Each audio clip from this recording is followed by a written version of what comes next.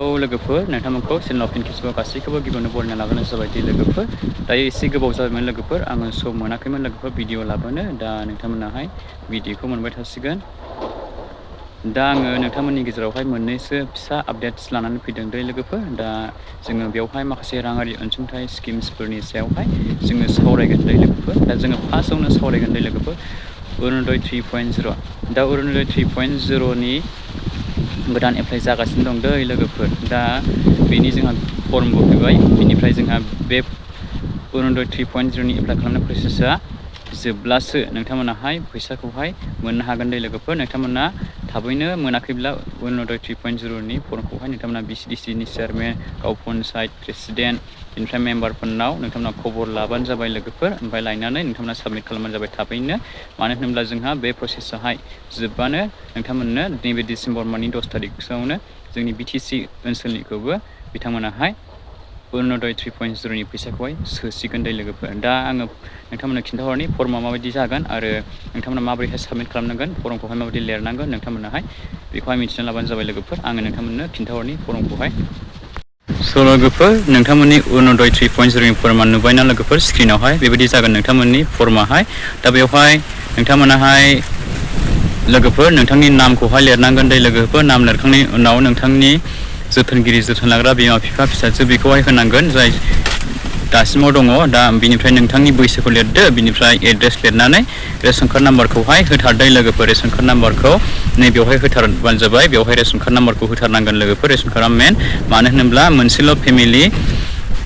मोनसे न'खराव गांसेल' रेशन कार्डजों नोंथांमोना सासेल' मोननो हागोन दै लोगोफोर बेनिखायनो नोंथांमोननाव रेशन कार्ड नाम्बारखौहाय बिखादों लोगोफोर दा बेनिफ्राय नोंथांमोना बेवहाय माखासे नुदों दै लोगोफोर बेवहाय माखासे गाइडलाइन्सफोरखौहाय नोंथांमोना नायदो लोगोफोर स्क्रिनशट खालामनानै लाखिबानो जाबाय बेवहाय आङो नोंथांमोननो खिन्थाहरबाय थाला नोंथांमोनाथ' आसामनि थागिबि जाथारनांखागोन बिनिफ्राय बायदिसिना नोंथांमोना मुलाम्फागिरि जानो मोननाय नङा लोगोफोर बिनिफ्राय नोंथांमोनावहाय MA MPhil EMCM बेबायदि जानो मोननाय नङा ओमफ्राय जायखिजाया फसंथानारि नोगोरारि गौथुमावहाय नोंथांमोना खामानि मावनो मोननाय जानाय नङा डक्टर इन्जिनियार नोंथांमोना जानो मोननाय नङा चार्टार एकाउन्ट बेंकआव खामानि मावनाय फरायसालियाव साख्रि लानाय बिथांमोनाहाय जानाय मोननाय नङा अंगनबादिनि मावथि ओंखाम संग्रा आशा नोंथांमोना बेबायदि जानो मोननाय नङा ओमफ्राय बिजनेसमेनबाबो नोंथांमोना हानाय नङा दै लोगोफोर साखा खब्रै गारि थानो मोननाय नङा नोंथांमोनावहाय आरो माखासे गोबां गाइडलाइन्स दंबावो नोंथांमोना बेखौहाय फ्रायानो एसे एनै मिन्थिखायो दै लोगोफोर गोबाङानो दा बेनिफ्राय नोंथांमोना बेखौ लास्टआवहाय नोंथांनि मुंसाइ मुलाम्फागिरिनि मुंसाइखौ बेवहाय होनांगोन दै लोगोफोर बेनिफ्राय नोंथांनि खालारखौ होदो बेवहाय डेटखौहाय बेसेबां सनावहाय नोंथाङा बे फर्मखौ साबमिट खालामगोन ओमफ्राय मुलाम्फागिरिनि मुंसाइ बेवहाय साइन होबावदो ओमफ्राय जायगा नोंनि जायगाखौ होदो लोगोफोर नों बबे जायगायाव थायो बेखौ होनानै नोंथाङा साबमिट खालामबानो जाबाय दा नोंथांमोना जायफ्रा बे फर्मखौ मोनाखै लोगोफोर नोंथांमोनाहाय थाबैनो फर्मखौहाय लायनानै एप्लाइ खालामनानै लाबानो जाबाय दै लोगोफोर जोंहा अरुनदय 3.0 नि एप्लाइ प्रसेसआहाय दासिमाव सोलिगासिनो दं आरो बारा गोबाव सम थानाय नङा जोंहा मानो होनोब्ला जोंहा डिसेम्बर मासनि 10 तारिखसोआवनो BTC नि इडानिखौबो जोंहा अरुनदय 3.0 निखौ सोनायनि जोंहा माखासे आसा खालामनो हायो लोगोफोर दा जोंहा प्रसेसाहाय जोबनायनि सिगां नोंथांमोना जायफोराहाय एप्लाइ खालामनो मोनाखै नोंथांमोना अरुनदय 3.0 नि फर्मखौहाय नोंथांमोना BCDC चेयारमेन गाव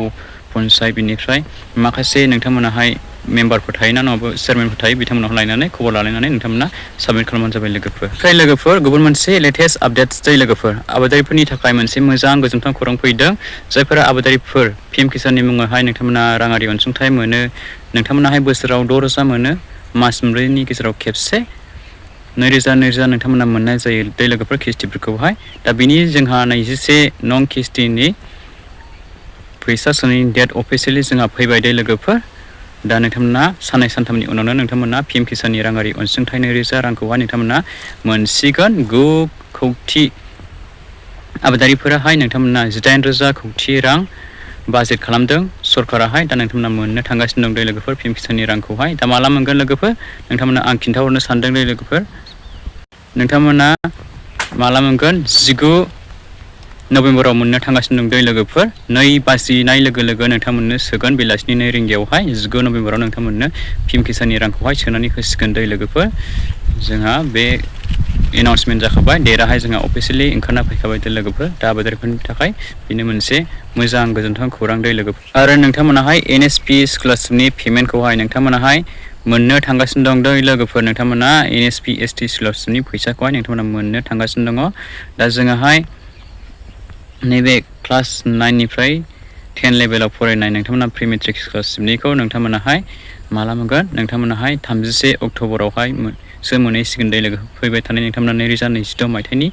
31 अक्ट'बरावसो मोनहैसिगोन दै लोगोफोर बेनिफ्राय जोंहा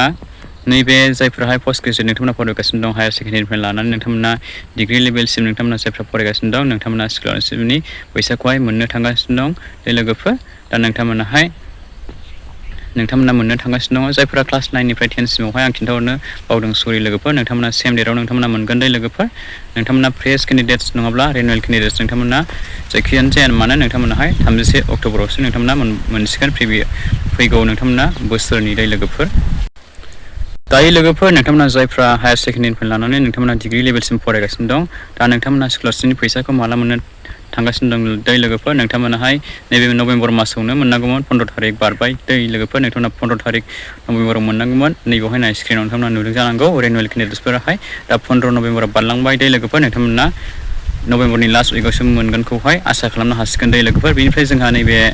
फ्रेश केन्डिडेट्सफोराहाय माला मोनगोन 31 डिसेम्बराव मोनगोन दै लोगोफोर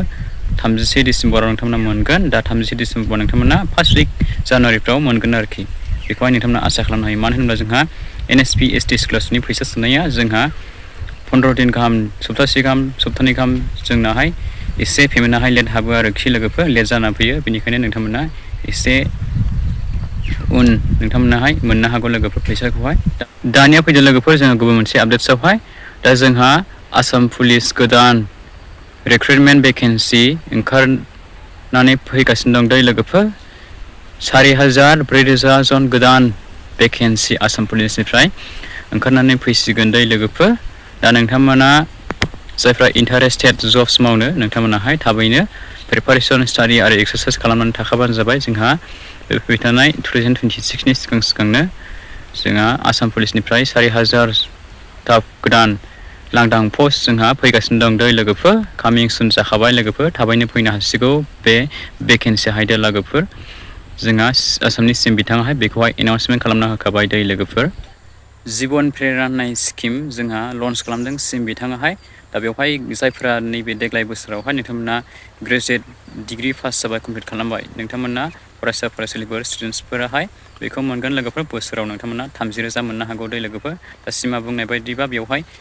10 मान्थनि थाखाय होदों दै लोगोफोर बोसोरसे जाया नंजोबा 25,000 मोनगोन होननानै बुंदों मास मोनफ्रोमबो नोंथांमोननि एकाउन्टआव 2,500 फैसा सोगोन होनदों जायफ्रा क्वालिफाइड गोनां बेनिफ्राय जोंहा गाइडलाइन्सआव लिरनाय मथेब्ला बेवहाय 12 मास लिरदों दै लोगोफोर 30,000 जायो 12 मासब्ला दा सिम बिथाङा बेसेबां होमारो नोंथांमोनाहाय एप्लाइ खालामबानो जाबाय एप्लाइ प्रसेसआथ' सोलिगासिनो दंखायो जोंना बेजों लोगोसे आरोबाव जोंहा NSMM होननाय मोनसे स्कलारशिप ओंखारनानै दं दै लोगोफोर बेयो जाहैबाय क्लास 9 निफ्राय लानानै आप टु बियो माबासिम दै लोगोफोर हायार सेकेन्डारिसिम दै लोगोफोर POC सिम दा नोंथांमोना एप्लाइ खालामना लाबानो जाबाय बेखौबो नोंथांमोना बोसोराव 12,000 मोनगोन दै लोगोफोर नोंथांमोना एप्लाइ खालाम बेनिफ्राय बेवहाय नोंथांमोनाहाय एग्जाम दङ मोननै फेज एग्जाम जागोन बेवहाय मोननै टाइपनि दा बे एग्जामावहाय नोंथांमोना पास जायोब्लानो बे स्कलारशिपनि थाखाय इलिजिबल जागोन आरो नोंथांमोनाहाय बे स्कलारशिपखौ मोननो हागोन दा लोगोफोर बेनोमोन लेटेस्ट आपडेट्सआवहाय आं बे भिडिअखौ नोंथांमोननो लेटेस्ट लानानै फैनाय जाबाय दे लोगोफोर नोंथांमोना भिडिअखौ दिनैनिफ्राय आपडेट्सखौहाय नोंथांमोना मोनबाय थानो हासिगोन नोंथांमोना चेनेलाव एक्टिभ थाबाय थाफिनबानो जाबाय लोगोफोर नोंथांमोना चेनेलखौ साबस्क्राइब खालामनानै लाबानो जाबाय आरो नोंथांमोना भिडिअखौ मोजां मोनदोंब्ला लाइक खालामनांदो आरो लोगोफोरनो हाजासे शेयार खालामनानै होलायदो दे लोगोफोर स' लोगोफोर बिदिब्ला आं भिडिअखौ एसेखिनियाव फोजोबबाय थेंक इउ फर वाचिं दिनैनि थाखाय एसेनोसै लाभ इउ अल बाय बाय